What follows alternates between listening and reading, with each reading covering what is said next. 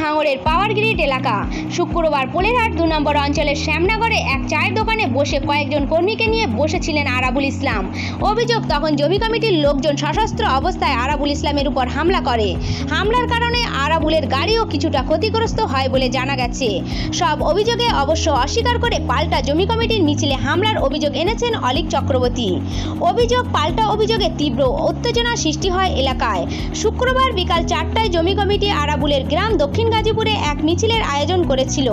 যাদবপুর কেন্দ্রের বাম সমর্থিত সিপিআইএম প্রার্থী বিকাশ রঞ্জন ভট্টাচার্যের সেখানে উপস্থিত থাকার কথা। সেই মিছিলের উদ্দেশ্যে জমি কমিটির সমর্থকরা হাড়োয়া রোড হয়ে গাজীপুরের সবাই যাচ্ছিলেন। আরাবুল পুত্র হাকিমুল ইসলাম জানিয়েছেন, ব্যক্তিগত কাজে বসিরহাটে গিয়েছিলেন বাবা। সেখান থেকে ফেরার পথে শ্যামনগর মোড়ে কয়েকজন কর্মী বাবাকে দেখে দাঁড় করান। তাদের সঙ্গে বসে চা খাচ্ছিলেন তিনি।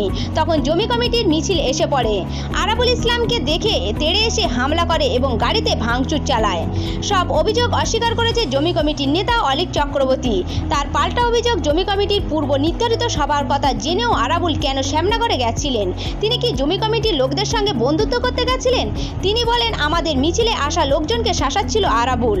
মিছিলের পথ আটকানোরও চেষ্টা করা হয়। জনগণ ভয় না পেয়ে প্রতিরোধ করতে গেলে আরাবুল সেখান থেকে পালায়। নিজের উপর হামলার অভিযোগে কাশীপুর থানায় অভিযোগ করেছেন আরাবুল ইসলাম। তিনি বলেন, আমাকে খুন করার উদ্দেশ্যে এদিন জমি কমিটির সশস্ত্র বাহিনী হামলা করে। ভেঙে দেওয়া হয় তার গাড়ি। অভিযুক্তদের দ্রুত গ্রেপ্তারের দাবি জানিয়েছেন আরাবুল ইসলাম। ঘটনার পর নতুনহাট মোড়ে তৃণমূল কর্মীরা পথ অবরোধ করে বিক্ষোভ দেখায়। অবরুদ্ধ হয়ে পড়ে লাউহাটি হাড়োয়া রোড। ফলে চরম অসুবিধায় পড়েন পথ চলতি সাধারণ মানুষ।